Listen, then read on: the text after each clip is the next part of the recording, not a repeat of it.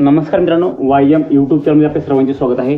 मित्रांनो, आपण आजच्या व्हिडिओमध्ये शिकणार आहोत की इयत्ता 10वी व 12वी मध्ये किमान 50 किंवा अधिक गुण प्राप्त झाल्यास 10,000 रुपये. पण ते कसे भेटणार आहेत, कोणत्या विद्यार्थ्यांना भेटणार आहेत, हे संपूर्ण माहिती सांगणार आहे. कागदपत्रे कोणती लागणार आहेत, अर्ज कसा करायचा, ऑनलाईन करायचा का ऑफलाईन करायचा, कागदपत्रे कुठे द्यायची, ही फाईल कुठे द्यायची, ही संपूर्ण A to Z माहिती तुम्हाला या आजच्या व्हिडिओ मी तुम्हाला सांगणार आहे. त्यामुळे हा अर्ज कसा भरायचा तुम्हाला सांगणार आहे. त्यामुळे हा व्हिडिओ संपूर्ण बघा आणि चॅनलवरती पहिल्यांदा असेल चॅनलला आत्ताच सबस्क्राईब करा.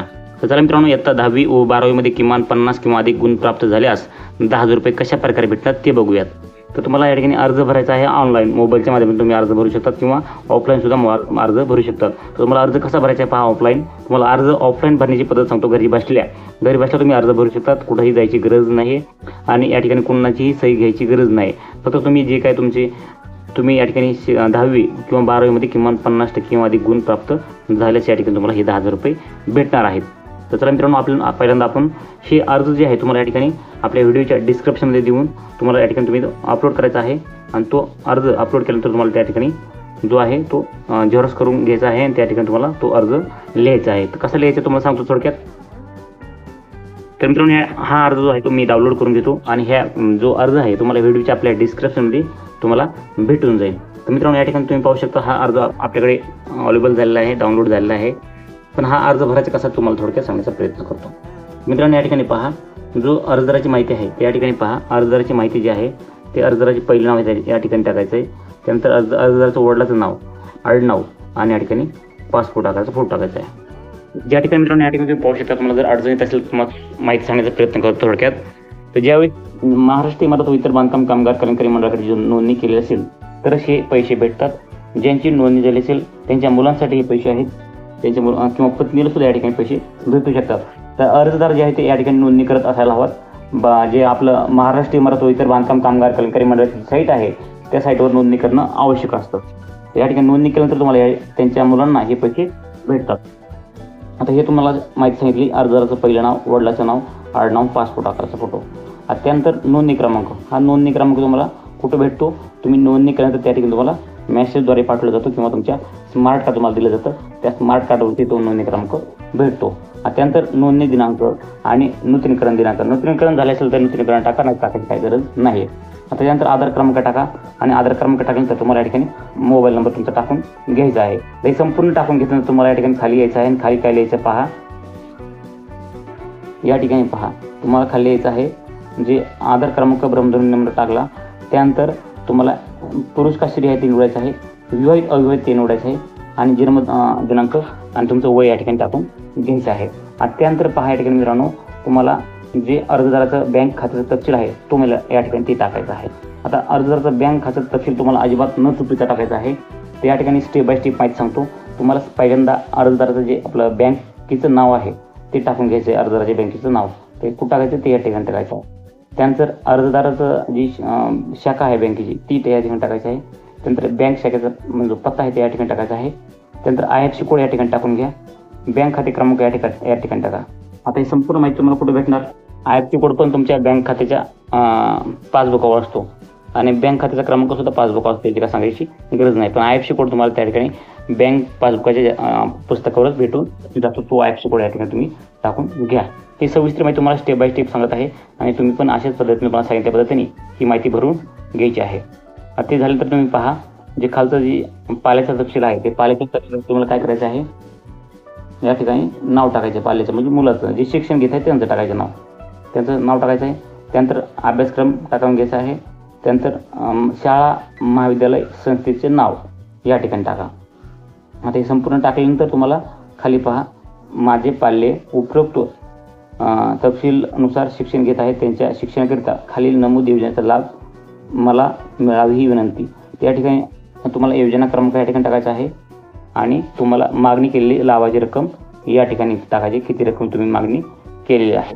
ते संपूर्ण टाकल्यानंतर तुम्हाला खाली यायचं आहे आणि खाली आल्यानंतर तुम्ही पहा काय सांगितले की मला शैक्षणिक योजनेचा लाभ मिळण्यासाठी खालील प्रपत्र अ व ब मधील विविध कागदपत्रे स्वयंसाक्षी करून सोबत कागदपत्रे सदर करीत आहे. या ठिकाणी पहा, शैक्षणिक योजनेच्या लाभाकरिता जोडायची सक्तीची कागदपत्र. सक्तीची म्हणजे तुम्हाला या ठिकाणी ही कागदपत्रे जे सांगितलेले आहेत ते जोडणं गरजेचे आहेत. या ठिकाणी पहा कोणकोणते कागदपत्र आहेत पहा. महाराष्ट्र इमारत व इतर बांधकाम कामगार कल्याण मंडळाचे ओळखपत्र जे स्मार्ट कार्ड असतं ना, तेच ओळखपत्र या ठिकाणी समजलं जातं. तुम्ही ते ठिकाणी ते जोडले का नाही ते या ठिकाणी सांगायचं आहे. पण जोडणं महत्त्वाचं आहे. सक्तीचे कागदपत्र आहेत हे जोडावं लागतं, कारण जोडले तर तुम्हाला या ठिकाणी लाभ भेटणार आहे. त्यानंतर पहा बँक पासबुक. ते बँक पासबुक तुम्हाला या ठिकाणी जोडले का नाही ते पण सांगायचं आहे. आणि जोडलेले आहे असं टाका आणि तुम्ही जोडाच. बँकेचं पासबुक टाकल्याशिवाय तुम्हाला पैसे सुद्धा त्याच अकाउंटवरती भेटणार आहेत ना. बँकेच्या पासबुकचे जे अकाउंट तुम्ही दिलेलं आहे, झेरॉक्स जोडलेलं आहे, त्याच अकाउंटवरती तुम्हाला ते पैसे येणार आहेत. त्यानंतर पहा रहिवासी पुरावा. आता रहिवासी पुरावामध्ये तुम्हाला काय काय द्यायचे पहा. आधार कार्डचं आहे, पारपत्र आहे, वाहन चालक परवाना आहे, शिधापत्रिका आहे. शिधापत्रिका म्हणजेच आपलं रॅशन कार्ड, नंतर मागील महिन्याचे विद्युत देयक, पुन्हा ग्रामपंचायत दाखला. यापैकी तुम्ही कुठलंही एक या ठिकाणी देऊ शकता. आलं लक्षात.